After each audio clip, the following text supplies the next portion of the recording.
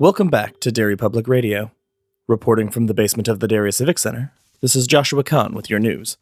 Assemblymember Benson is introducing a new bill next week that will allow Aroostook County to use information from a recent highway collision survey to help lower the speed limit for a stretch of Highway 95 near a residential area. Ludlow residents say they have been looking for a way to address the issue for years, and they gauge that this change can't come soon enough. You're listening to Derry Public Radio. This is Derry Public Radio.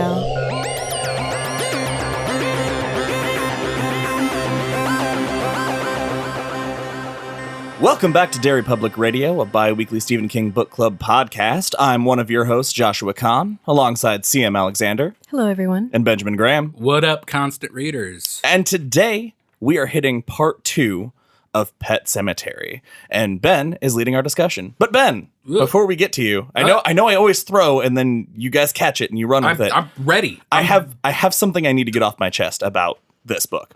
Okay. A couple weeks ago, I was reading this book, and I took to Instagram and I posted the back cover of my book, which it just is a black back cover, and it says the most frightening Stephen King book ever written, or something to that effect. Yep. And I posted it, and I was like, any guesses on what we're reading next? Immediately, responses on Facebook, on Twitter, on Instagram, immediately guessing Pet Sematary right away. And I was like, wow, I can't believe that so many people feel this way. Because I just started reading Where We Are Now. When I think most frightening, I think of like It. I think of some scary supernatural entity. Man, if I do not agree that this is the most frightening book I've ever read. It is the most emotionally frightening thing I've ever read in my life. Super upsetting. I cried 4 times. Yeah, there were multiple times I had to put the book down to keep myself from bursting into tears in the middle of a Starbucks. My husband had to hug me and tell me that they weren't real people. Right, and that's Which why I know, but that's why this book is so upsetting. It's the scary part isn't necessarily the supernatural elements. I mean, yes, they are. There are some really creepy parts, but just the thinking this much about death, my brain don't like it. Same. I side with Stephen J. Fry. Thanks to denial, I'm going to live forever. I think I might have already mentioned this in the first episode, but Stephen King freaked himself out writing this and wasn't going to publish it. Holy shit. And I think amazing. Tabitha talked him into it, or he needed a book for some deadline, and there we go. That's amazing. I'm glad we're on the same page, but I wanted to throw that out there because it was wrecking me a little bit. It absolutely was. So, readers, in this episode, we're going to be covering chapter 23 to chapter 40. And where we left off, Lewis Creed is a doctor in a small town called Ludlow, Maine. He's just moved with his family. He has met his neighbors across the street, Judd and Norma Crandall, a nice old couple living on Truck Street. Yeah. I like it.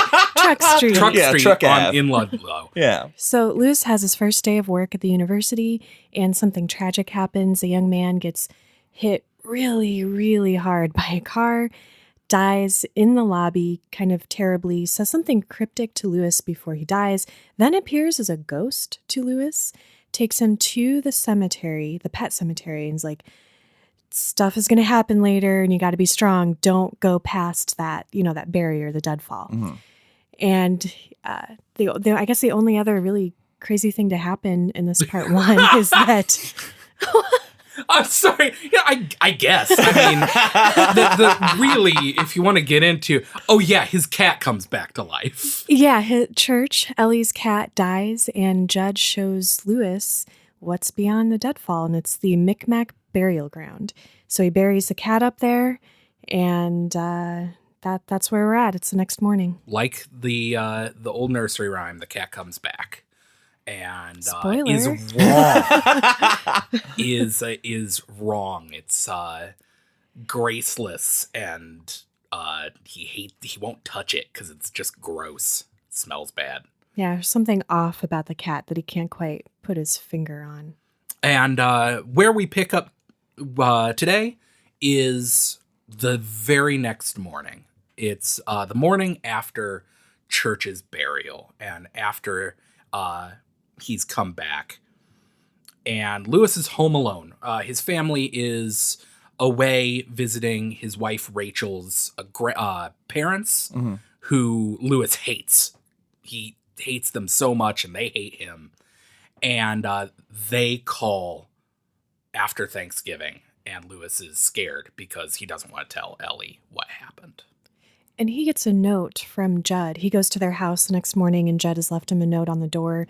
He and Norma have gone out of town, but he says, basically, I wouldn't rush to tell your little girl about her cat. You'll understand why later. And Lewis's memory of the night before, which I thought was really interesting, is kind of fuzzy, like it was all a dream. The difference between waking and dreaming is kind of fluid when it comes to the burial ground. Because in our first part, when Victor Pascow, the ghost of Victor Pascow, visits him, he thinks, oh, this is all a dream, even though it feels like he's awake. Everything is so crisp and clear, but he has to be dreaming. And now it's the same thing. It's walking through the swamp, seeing the shadow of something huge, the shadow of the Wendigo in the swamp. It's all becoming fuzzy because it has to be a dream, right? It's too weird to be real, but... He's got the proof that it was not a dream. Yeah. There's a cat. Living, slimy, weird proof. And then that afternoon, Church just strolls in, and he notices, I love that he notices that, like, when he starts checking him out, that there's, like, some bits of something, and he realizes that it's the hefty bag that Church clawed its way out of the bag that he put it in, and then clawed its way out of the grave. I've got a question for you guys. Yes. When Rachel and Ellie and Gage call, he, of course, lies to them. I mean, nothing happened. He doesn't tell anyone that Church got hit by a car, because why would he? Church is right there. And at this point, he thinks to himself the line that Judd and the ghost of Victor Pascow told him. Man's heart is stonier, Lewis. What's the line? He plants what he wants and he grows it good. Whatever the line. No, that is it. That's it. Yeah, that's it. Nope, grows it good. King wrote it a little bit better than me. I was paraphrasing. Just a little bit. But after he tells this lie, Lewis thinks to himself, I wrote down the quote, "You would have been a great murderer." Which is hysterical. Yeah. And he also mentions that he feels no guilt over lying. My question to you guys is, should he? No, because there's a part of his brain that knows it's going to work, and he knows that Church is going to come back. So he's... Well, Church has already come back. Church is, yeah. So, yeah, I mean, he knows he just lies to his family about it, and he's like, yeah, that's fine. But he did changed. something kind of crazy that I don't think any father can say he has ever done for his child, Fair. which is bring her cat back to life. So he doesn't feel guilty. I think he feels more like, did what I had to do, love my family.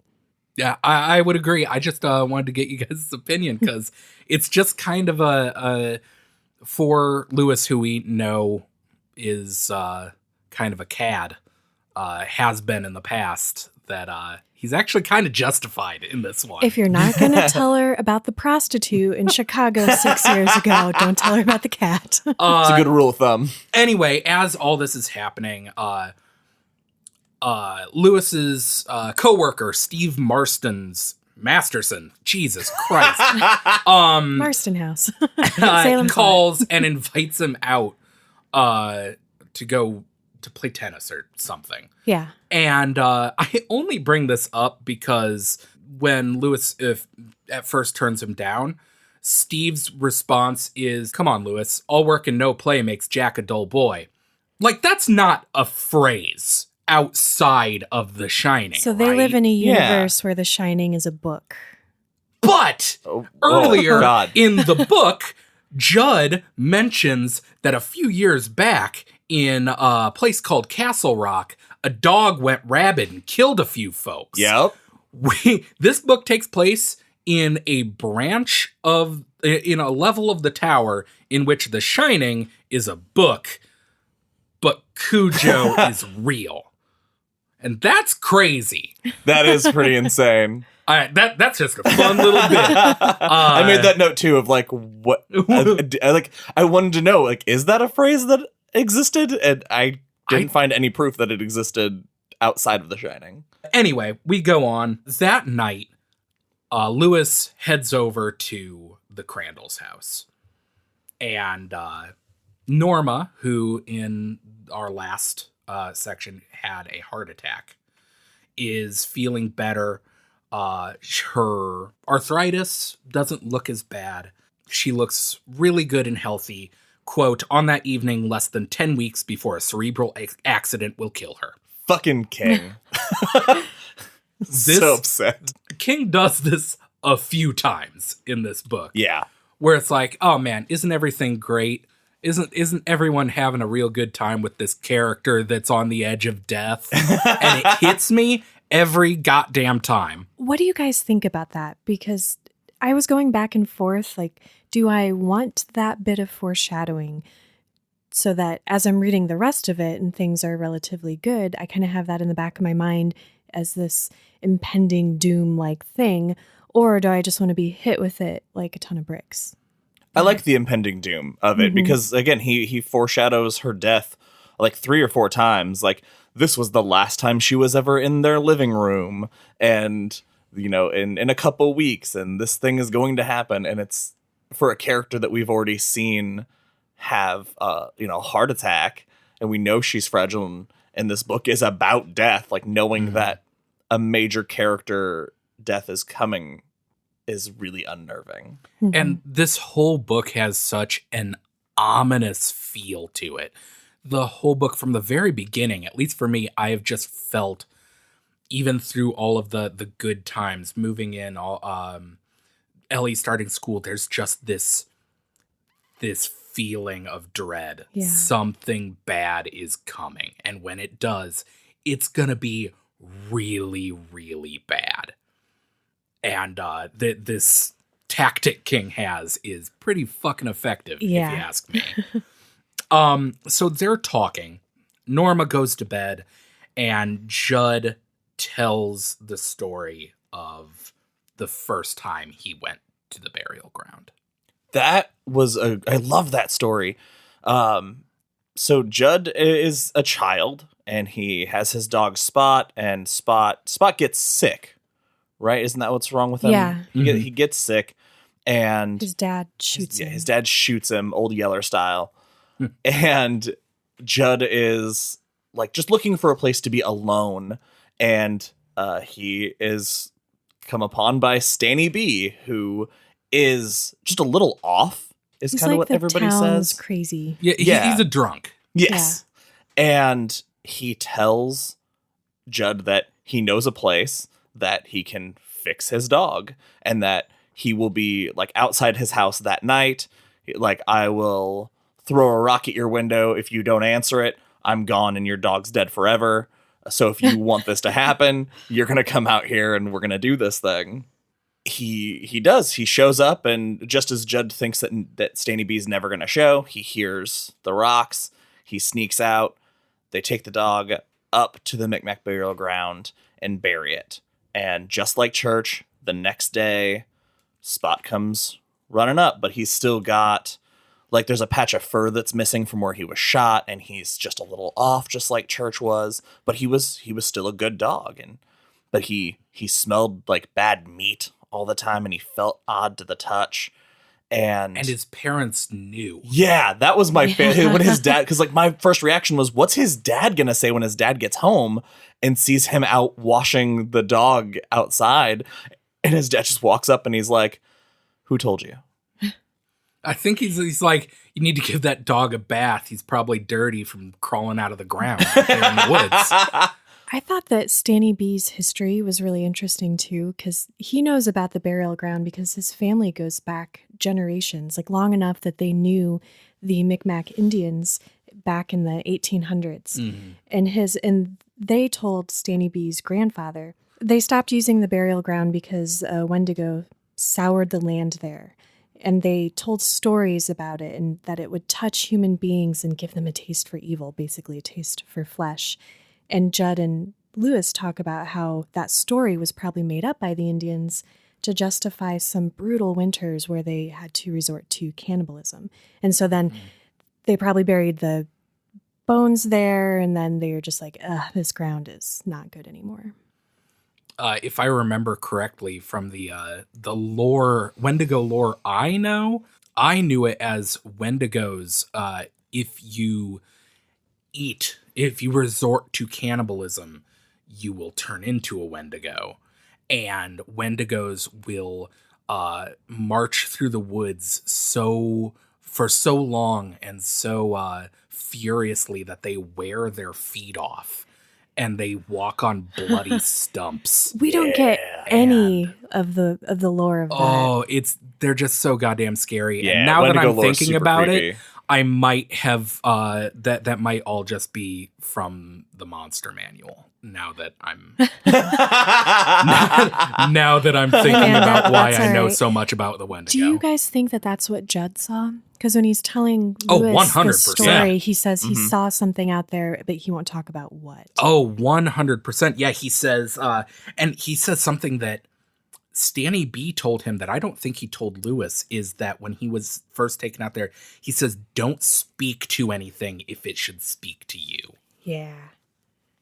That That's so creepy. is very scary. So they talk about if something says something to you, don't answer back, especially when they're walking through that section between the pet cemetery and the burial ground to the steps. And it just, like, the creatures in the mist that he never sees the creatures. Like, he sees the shapes moving, like, because there's that low fog, but they never see anything like coming out of it. But it's kind of that same thing. Like, maybe like these creatures are otherworldly, and especially in this specific area that he gave him so many warnings about not looking down, don't stray from the path that we're going onto. That's kind of a similar supernatural existence. Oh yeah, I think the last episode we talked about. We wanted it to be a thinny that they're walking through, so it's very much possible. Anyway, so we're talking, or they're talking, and Lewis asked Judd what, at least I was wondering, why? Why did you bring me? Why did you do this? And Judd gives two answers. Bullshit answers. Well, the first answer I wrote down, he says, why did you do it, Judd? And Judd's answer is basically, because sometimes dead is better. Basically, he says, I did it because your daughter, Ellie, she was real scared to death, and she was real scared that her cat was going to die, but I helped you bring it back because that will show her that it, she'll see it and be like, something's wrong with it. Yeah. And then she'll be okay if it dies. That's the dumbest reason. No. Okay, right? hold on. Let me rephrase that. Yes. Okay. So I think that Judd is very perceptive, and he's picked up on there's this weird thing with Rachel and death, and maybe it's affecting the kids. And so he says, so maybe I did it because when he finally does die, Ellie will be sad, but mostly relieved, and she'll learn something about death.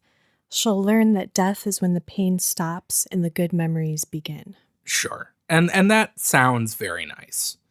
And because something in it calls to you once you've been part of it. Sure. You sort of have no control. But you know what would have also taught Ellie that? Just not doing Her cat dying. Yeah, her cat fucking dying. I have 3 cats, and I would, even after reading this, I'd bury every single one of them up there. You're a monster. Yeah. We already know you're a lunatic, Sam. That's fine.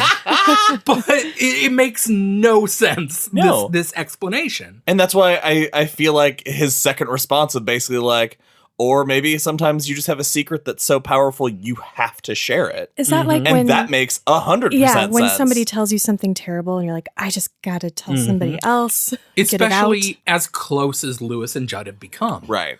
They have this very close friendship, and it makes complete sense that Judd, first of all, Lewis helped save his wife, and he sees Lewis in pain because his daughter's going to be hurt.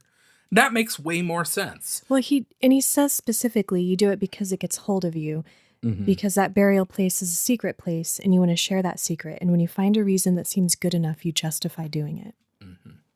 And that night, as they're finishing their conversation, Lewis has one last question. The best question. Giving Judd one last reason to lie to him. Has anyone ever buried a person in the pet cemetery? No! And Judd, no! Don't do that. And no one's ever done it. Stop asking why. It's never happened. And Get out of my house. Lewis leaves going, I don't think he was telling the truth. I think he was lying to me. It doesn't help. Like, when I read it with an exaggerated look of him very clearly lying. Oh, John, no. Nope. Well, doesn't he knock over his beer can or something? Yeah. He's so startled by that question. Comically shook. Yeah. So Lewis stumbles home because at this point he got real drunk. Yeah. Because that's another thing. Every time that they talk about the Micmac burial ground, Lewis has to get real drunk first, which fair, but he stumbles home and there's this awesome sequence of just him in a dark garage. And this is what this book does so amazingly is nothing fucking scary happens. Nope. But there are these moments. It's a Stephen King moment. Is it ever? He's drunk and stumbling through his garage and it's pitch black and all he can think of is, where's the fucking cat? and he knows his garage, but it's like it's this foreign place to him in the dark, and they don't feel like they are where they should be, and he keeps running into things. There's a point where he thinks to himself, how about a hand? And then he thinks, if right now a hand reaches out of the darkness and grabs me, I would never stop screaming, which is a perfect King moment. It is. And no hand comes out, but only Church, quote, oiled against his ankle like a low eddy of water. Church didn't ask to be brought back. It's not his fault he's creepy now. I made that note later on when it's clear that the entire family basically treats him like shit. And I was like, man, Church didn't ask for this. Yeah, he gets kicked and Yellow stuff. dicks. I don't like that. So now time passes and Lewis is at the airport ready to pick up his family.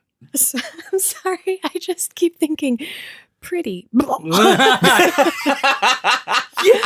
that was weird. He gets his family and Gage has picked up a virus. And for some reason, he keeps saying pretty and then throwing up everywhere. I vow, listeners, the next time I'm going to throw up, I will try my hardest to say pretty right before it happens. Please do that. Well, I think that'll let us know add how it something to goes. the experience. I'll probably choke to death laughing on my own. Did you guys think, because they come home and Gage gets like really, really sick, and Rachel's screaming for Lewis because he sleeps on the pull-out bed that night so she can sleep in bed with Gage, and he's choking.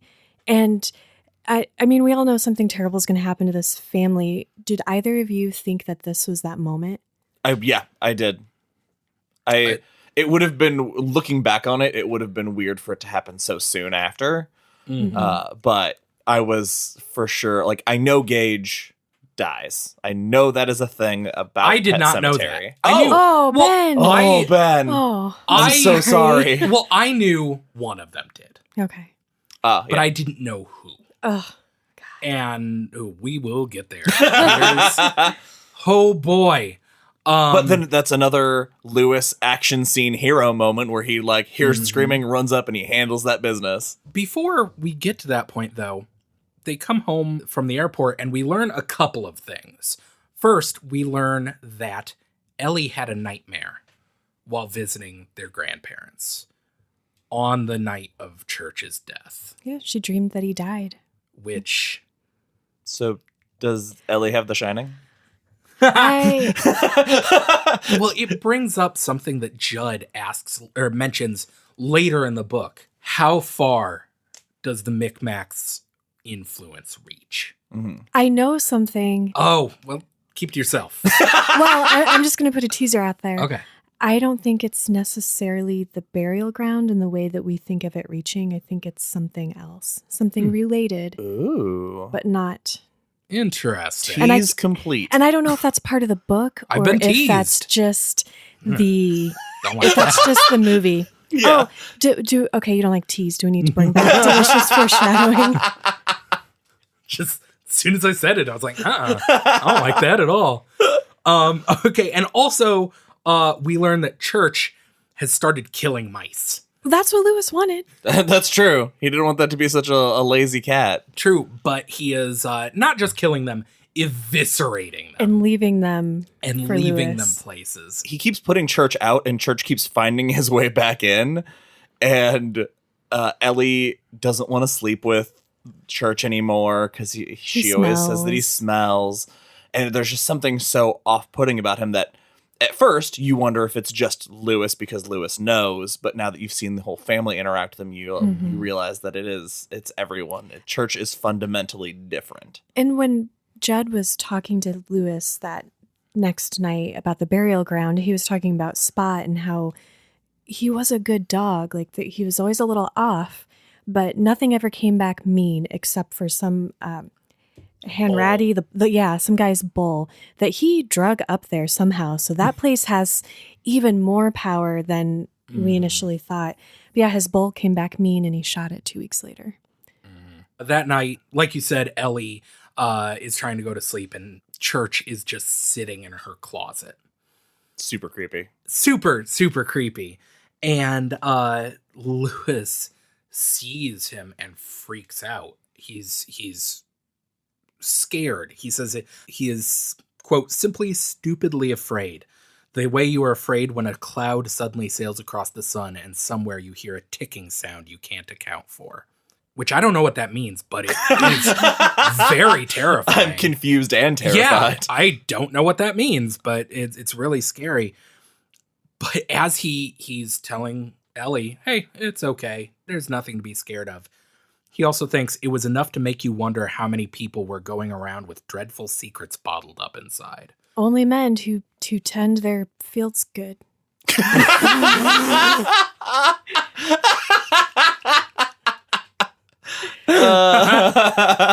It just makes you think that, made me think about the town of Ludlow.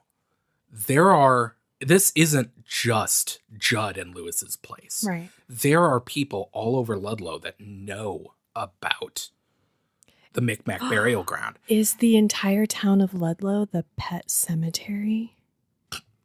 Wasn't where I was going, but I like it. There are all those dead pets when running you around. think about it, aren't we all the pet cemetery? It's true. But how many people in this town have stories similar to what is happening to them? I would also like to point something else out, that because here we start kind of making some time jumps. I made a one note about Christmas, and I just said, Christmas is adorable, but I'm more sad now. Because you finally see everything, they're coming back to normal, and everything's fine. And then, of course, they drop another, like, but somebody's gonna die soon. It makes it even more sad that we've gotten them ramped all the way back up to peak happiness. Yeah. And then he slams us down again. Yeah, over Christmas, it's such a idyllic scene of Lewis and Rachel wrapping presents and having gross married people sex. Sure, kicking the cat a couple times. Yeah, and it's really a punch in the gut when the next part happens. When we got to this part, I believe was when I texted you guys in the group message saying, I am having a hard time getting through this chapter. This one chapter probably took me a day and a half to read. Oh, wow. Because I just I'd read 3 pages and have to put it down and walk away. How did you get through the chapter coming later? Oh, it's by that time I was drawn in. But like I was dead inside by then. Christmas passes and this chapter starts finding out that Norma passes away from a cerebral accident. I don't know if I can talk about this, guys. You guys might have to take this over because all of my notes are just tear stained. And like, this destroyed me. I just want to say one thing about it. I found it really touching how Lewis describes Judd in this moment when he's making arrangements and making phone calls, and they're sitting at their table and they're having their beers and they're, talking about her, and he's so calm and collected and sad, but just he even makes calls that a lot of people don't think of making in their grief, just giving, different places a heads up that, they're going to be contacted about arrangements, and just made me so sad. Well, what I thought was great here is that Judd gives himself like a 10-minute breakdown. Like he just grieves and just kind of like gets all the crying, gets all those feelings out, and then snaps into action. And I feel like that is because death is fundamentally different for Judd because he knows sometimes dead is better. And so I feel like that is the way he handles it, is coming back to kind of what he said about Ellie being able to handle death better because she'll be relieved. He has that because he's been through this already. So it's easier for him to move to this point. It doesn't mean he loved her any less by any means, but it just means he knows this is it. This is the only option. And if I don't do this immediately and do it now, I'm going to be tempted. It's touching too, because they've been together so long, and he's had a full and a good life with her. And Lewis even notes to himself when he's looking at him and observing him, he doesn't have that sort of transparency that you see with older married couples when one dies. You just know weeks, months later, the other one's going to follow. Yeah. I wrote the old couples dying hand in hand due to, quote, some deep inner urge to catch up with the one gone. God. Devin better die with me. My note is some deep inner urge to catch up with the one gone, and now I'm openly crying in a Starbucks. That was my note. And it was at this point, it was actually the quote that he's on the phone making these arrangements, and Judd is on the phone with the Undertaker, and he just says, would they have someone wash her hair? Oh my God, I almost started crying right now. That's the saddest fucking thing I've ever read. And that was the point where I closed the book and said, I will read this tomorrow. Because now we're going to get sad again. Oh boy, are we. Because we get to find out what happened to Rachel's sister Zelda. So Rachel takes Norma's death badly. And she obviously does not go to the funeral, and she's trying to hide how she's handling this from Ellie, but Ellie's kids are smart, you guys. From working with them, I can say that. Kids are perceptive. They know their shit.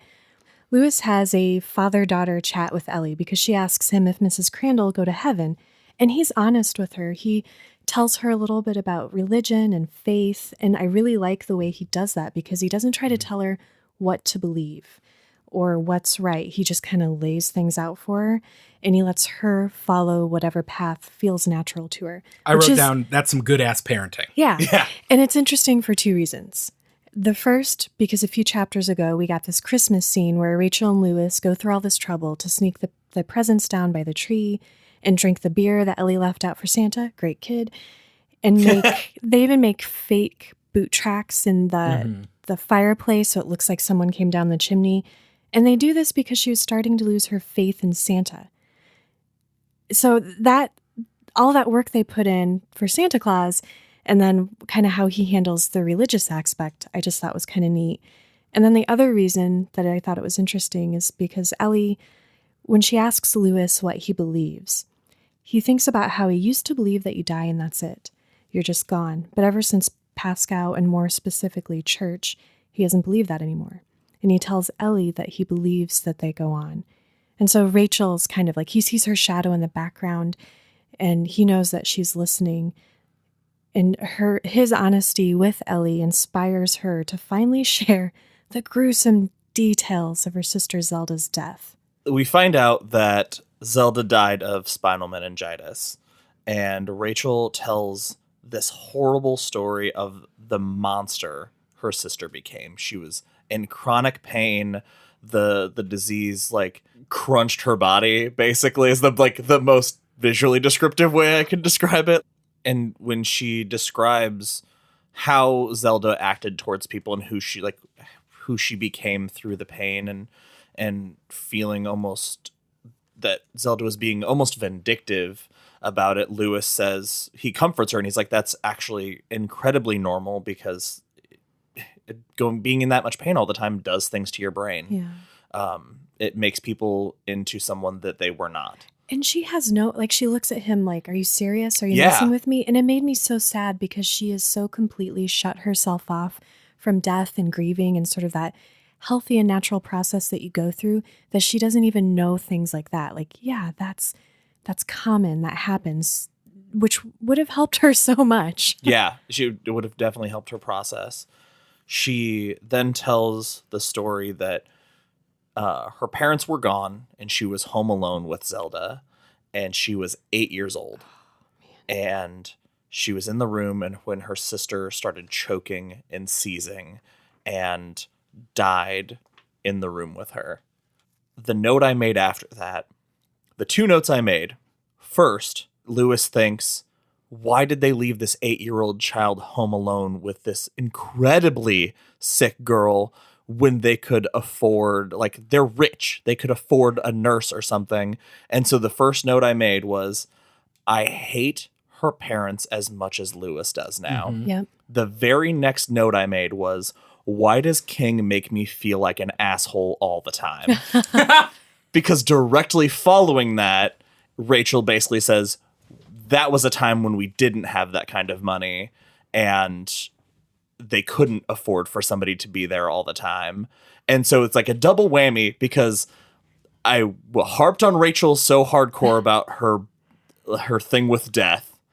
Then I got on board with fuck her parents for doing this when they could afford it. Then I find out back to back almost how gruesome that death was that she's been carrying around, and that initial thing of they couldn't actually afford a nurse full time. They definitely could have afforded a nurse for the time they were gone. Or a babysitter. Yeah. That's still bullshit. In your defense of fuck her parents, fuck her parents Yeah. for leaving an 8-year-old alone with. And Zelda was agree. only 10. So Yeah. Is it even legal to leave your kids home alone Well, at that when they're point, both that young? What year was it? That would I'm have sure it was been fine. Yeah, because this takes place in early 80s. That would have been, 20 years before that? So the 60s? Yeah. 60s. Yeah. Anyway, so yeah, this terrible thing.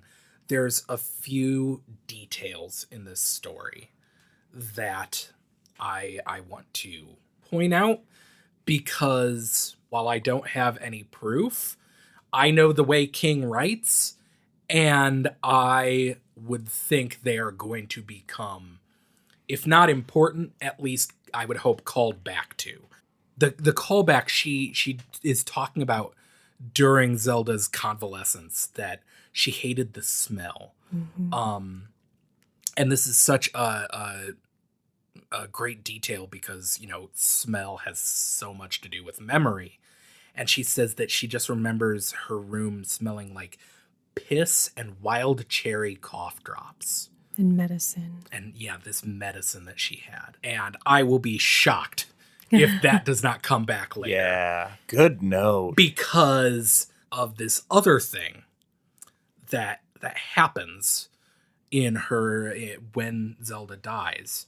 And this detail is not only so upsetting to us, the readers, it almost becomes it becomes stuck in Lewis's mind, which is when Zelda dies, she falls backwards because she tries to lift Zelda out of bed because she's coughing and choking. And she's just a little girl and she can't, and she falls backwards and hits a wall. And a framed picture of Oz the Great and Terrible. Say it right, Ben. Oz the Great and Terrible. I regret that. That was my goal. Oz the Great and Terrible, little kid voice, falls and she thinks that Zelda, her ghost, has come back. Her ghost of this little girl that hates her sister because her sister is healthy, because her sister isn't dying, and has come back and attacked her. And she tells Lewis this, and throughout moving on, when death comes, Lewis thinks of it as the coming of Oz the Great and Terrible. It's interesting, too, because when she's talking about thinking her sister's going to come back and get revenge on her for being healthy, when she had tried to lift her, she strained herself so much that she ripped the armpits out of her blouse. And the next day, she's in so much pain and so sore and so freaked out because she thinks that she has it, that Zelda gave it to her on purpose because her back is all hurt and she does not believe anything other than that until it gradually fades away. Can I lighten things up for a moment? Yeah. Did anybody else notice that at a certain point, Rachel comments about the bag boy's junk at the grocery store? Yep. So are they in an open marriage? Does that excuse the prostitute? Is that no, are they Josh. just all no? Okay. You can look at a bag boy's junk, Josh. Okay, you said that not like a permission, but you said that to me like a threat. You're right. somehow. I did. Next time you're at the grocery store, you better look at that. You better bag look boy's at that junk. No, don't do that. They're all high schoolers. So we go on, and Rachel, this is kind of like she says it's like excising a rotten tooth, that she gets through this, and Lewis has to give her a Valium, but she gets through it, and she seems to come to terms with everything, but she still does not go to Norma's funeral. Time passes, a bit of time. Ellie turns 6. Judd's grief slowly dims. Gage gets his first haircut. Time passes. He says spring came and it stayed a while. Nice and good. When we reach March 24th, 1984, the last really happy day of Lewis Creed's life. Fuck my life. Do we need like a trigger warning? We might, because This is a rough chapter coming up. This is bad. He talks about this day. There's nothing really, I'd say, special about the day. You know what it It's reminded just- me of, though? Did you guys think of Joyland? Joyland. Yep. Yeah. The Kite flying scene there, yeah. It's very similar to Devin and Mike. Doug and Milton I tried, from man. Joyland. Lewis is home alone with Gage, and Gage has hit the terrible twos, and he's running around. Lewis is getting frustrated, like at the start of the book, and Gage, he finds a marble in his poop, and it's just I forgot about that. Yeah. gets mad at Ellie for leaving his marbles where Gage can choke. But he decides, he's like, I gotta entertain this kid, so he gets his kite out. A kite shaped like a vulture. Subtle, Aw. Stephen King. But they go out to fly this kite. And it's so sweet. It's perfect. It's adorable. They're so happy.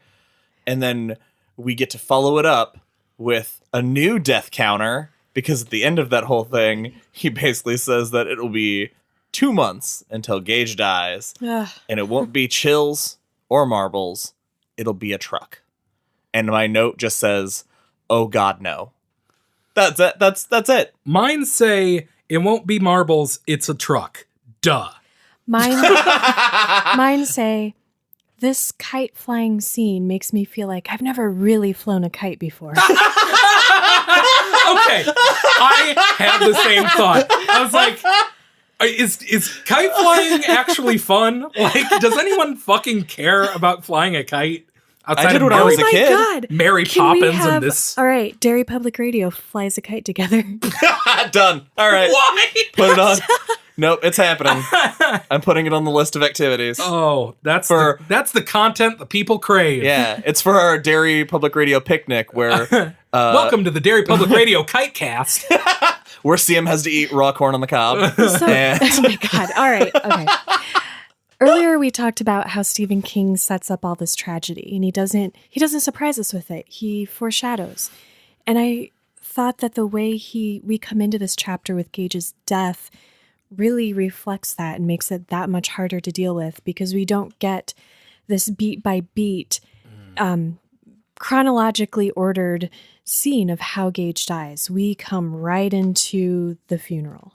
I was really glad for that. I really enjoyed the jumping forward to the funeral and then kind of seeing where they've ended up, and now we kind of see how they got there. Ellie is carrying around a picture of her and Gage, her pulling him in a sled, and she's like completely mute. Rachel has lost all concept of time and space and is just kind of out of it. And Lewis keeps replaying the accident over and over in his head. And in that replay, we find out that Gage was playing the game of run away from mom and dad, and they yell for him to stop. And he even talks about like his tiny chubby legs. Any other day of the year would have given out under his run, and he would have fallen, or he would have tripped. Would have tripped something. His uncoordinated child body would have not made it to the road. But it does. He runs right out in front of a truck on a Saturday morning, and that's it. Well, and this is so hard to read because Lewis, he's still running after him when this truck hits him. And the truck's, trying to stop, obviously, and kind of veering off the road. And Lewis is running, and he runs past Gage's shoe. God. And he keeps running, and then he runs past his jumper, which has been turned inside out from the impact. And he keeps running, and then he sees his baseball cap, and it's filled with blood.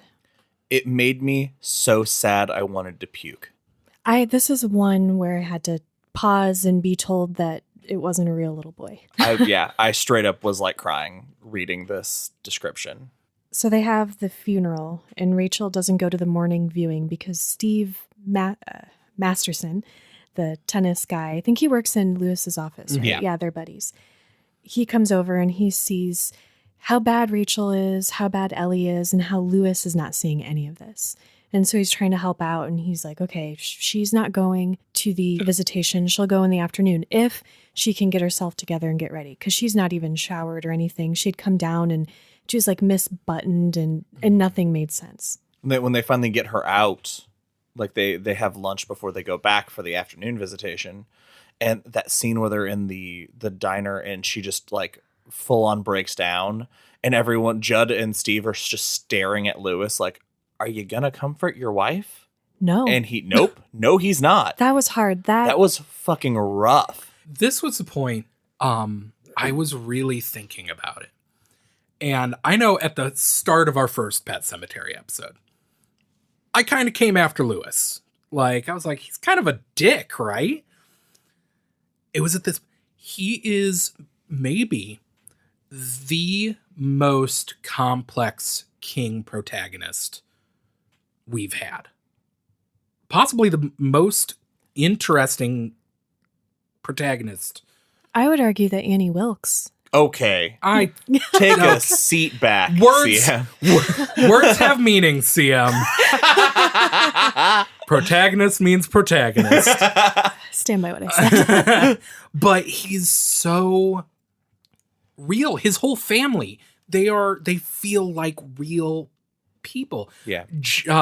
Lewis, he is kind of a dick. He's prideful, but he also, we've seen him be so caring. He really, truly loves his family. And then seeing him go through this pain, and although he loves his wife so much, seeing this pain, he's internalized it so much, possibly because of the Pet Sematary. A man's heart is stonier. Mm-hmm. He's keeping his pain to himself, and he can't make himself soft enough to comfort his wife. It's so painful. It's so real. It's so human. Now, okay, so we're back at the funeral, and Erwin, his father-in-law, starts some shit. Fuck his parents. Holy shit. He so smugly goes to Lewis and is like, this is all I didn't know this specific thing was going to happen, but I knew something like this was going to happen because of who you are as a person. Oh, well, what the fuck, dude. This is at the second afternoon visitation. Because this chapter starts out with there's the crying that we find out that Gage is dead and all of this, but it starts out with Lewis saying the problems really started in the morning before I got into a fist fight with Rachel. Yeah. And man, I was looking forward to that and was not disappointed. No. He socks Erwin right in the face. Yeah, because... And then Rachel jumps in and is like, don't hit my dad. And then Erwin starts kicking him in the ribs. And she's like, go ahead, I guess. They knock the coffin down. Yeah. And they start this fight because Erwin tells Lewis that he told Rachel that this would have never happened. He had to marry this So loser. And I felt bad in this moment because I wanted him to kick his ass. I wanted Lewis to kick Erwin's ass. Yep. Yes. But it was not satisfying. It was painful. It showed the futility of it. It's just two grieving men, two hurt men, that it's not really a justified fight as much as he deserved to get punched in the mouth. Well, Lewis was ready to put things behind them, and he even, tries to shake his hand, and Erwin won't have none of it. Mm-hmm. So shitty. It's so shitty, but he does, in the middle of this fight, the sawhorse or whatever that the casket is resting on gets knocked askew, and the casket starts to fall. And we know from what is said earlier that Rachel had to be drug away from this afternoon viewing, screaming. There is a point where the casket falls and hits the ground, and the lock on the casket snaps. My heart stopped. I wrote in enormous letters, triple underlined, "Oh no!" Because I thought a corpse was going to enter. 100% the same. Fortunately, that does not thank happen. God it doesn't happen. He does see... Impeccable taste there, Mr. King. You made the right choice. He does see a glimpse of skin like Gage's hand, but the casket falls in such a way that it does not pop open. It's closed. Oh, just the thought that it could have happened was enough. Mm-hmm. Then that night, Lewis gets fucking hammered. Gets real fucking hammered. And he even thinks to himself that moment of, when are you going to do it already? Like, he thinks that to himself. He gets drunk. Ellie makes a comment like that she won't let go Gage's picture because he could come back. She tells Lewis, I'm going to wish really hard and pray to God for Gage to come back. Yeah. You don't want that, Ellie. No, you don't. Oh, you think sometimes dead is better. Oof.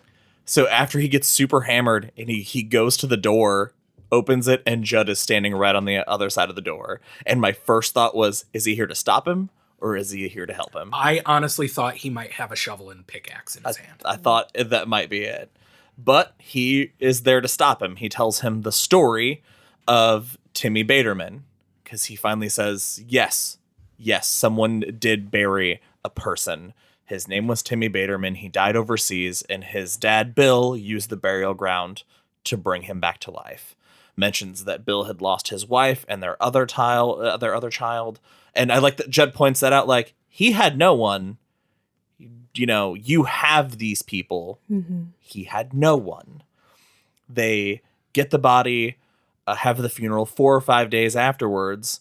The mail carrier, Margie, just sees Timmy walking down the street. Mm-hmm. Seems a little odd. She goes and quits her job and is like, nope, not going back there. Never in a million years. Other people see Timmy around. Also, word gets to everybody in the town, basically. They talk about that his eyes are beady and they're dead, and he shambles around like he's drunk, and it's just so unnerving.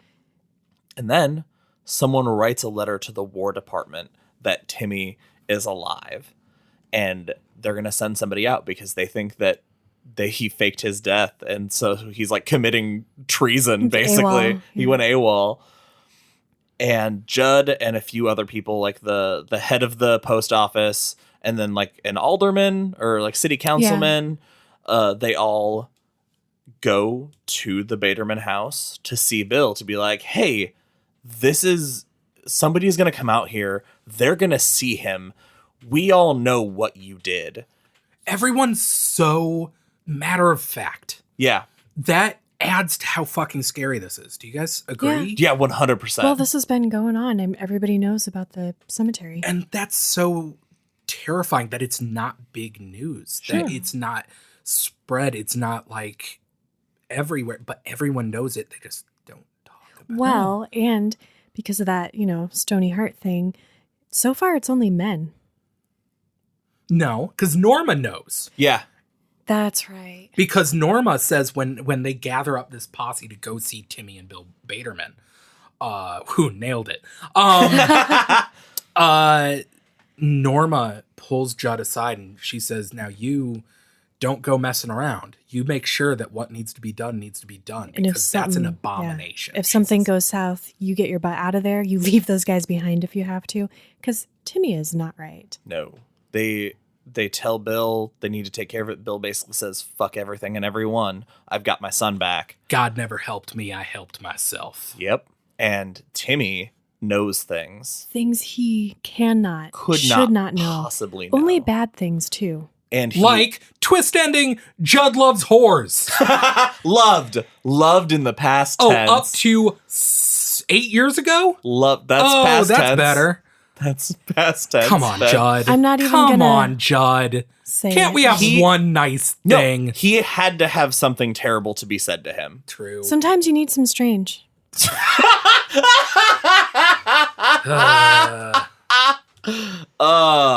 Next time CM's on a horror trading card, that's the quote we're Wait, gonna put on was there. he seeing whores or horses? He really loves horsehair. Timmy knew I loved going to horse houses. That's a callback to the long walk. Yeah. So when Timmy turns, his voice has changed. It's a voice they don't recognize, and it's mean. And he basically says all of their deepest, darkest secrets. And the guys get the hell out of there. They run, and later they find out that, well, first of all those men's lives fell apart immediately after. One of the guys, it exposed some fraud that he'd committed as part of the post office, and he lost the only job he ever cared about. I don't remember what happened to He got estranged from his family because his favorite nephew only wanted his money or something like that. Right. And then, honestly, he sounds like he got off easy. Pretty much, yeah. Come on. He's the one who lost a leg too, so he got something. But it turns out that Bill ended up shooting Timmy in the head, pouring oil all over the house, striking a match, and then shooting himself in the head and burning the house down. And that Judd says that the pet cemetery has this power. We go back to this power, and he's worried that power forced Judd to take him there to show him that, and that now the cemetery has its hooks deep in Lewis, and he regrets ever even bringing it up. And he thinks that because he took him there, that's why Gage died. Not that the cemetery knew Gage was going to die and so wanted to get its hooks in him, but it opened some sort of door to this happening, which just killed me reading that. A door covered in dead ivy. Exactly. Revival callback. Well, they have this talk, and Judd goes home, and Lewis is thinking all of this over. Luckily, none of this ever happened. Yeah, thank God. None of this ever happened. This was anybody who's ever lost someone, pet or person, doesn't matter.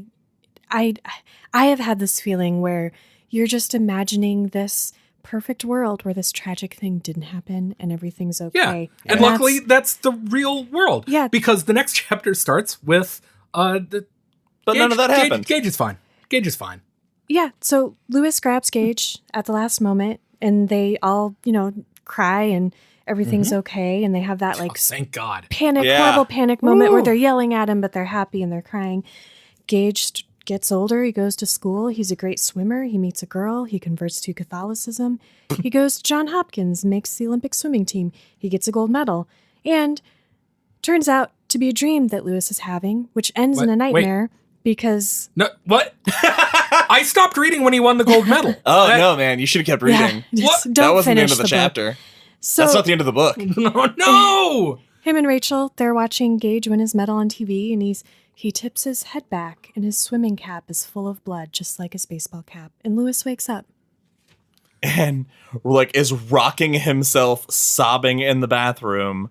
And he thinks to himself, I would do anything for a second chance.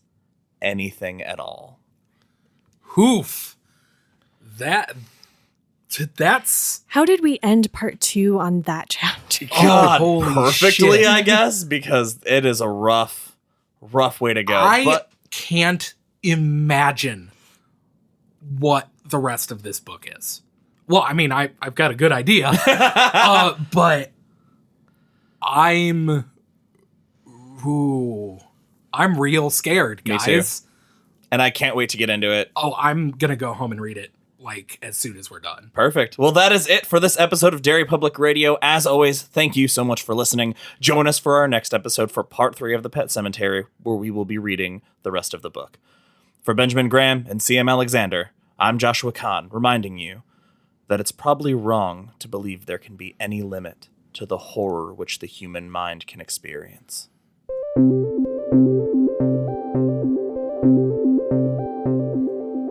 Hey everyone, Sam Alexander here. This depressing and tear-filled episode is brought to you by our friends, the $1 Producer Project. This is an artist fund whose purpose is to give creators more opportunities without shouldering the financial burden alone. For only $1 a month, you can help produce up-and-coming artists' live shows, art shows, films, and so much more. Find the $1 Producer Project on Patreon. And find us on Patreon too. We want to give a special thank you to our amazing supporters, Jeremy Marr and Reed Flynn, our studio engineer and very first pledge, Alicia Lillian, our station manager, Bryant Burnett, and, holy crap, our very first Cartel member, Phil. You are all the absolute best. And if you prefer not to spend any money but still want to support us, we're so grateful for your iTunes reviews. I've said this before, we're not part of a network and people find us through your reviews. As always, find us on Facebook or Instagram at Derry Public Radio or Twitter at Derry Public, and send us an email at derrypublicradio@gmail.com. That's all for now, listeners. Goodbye.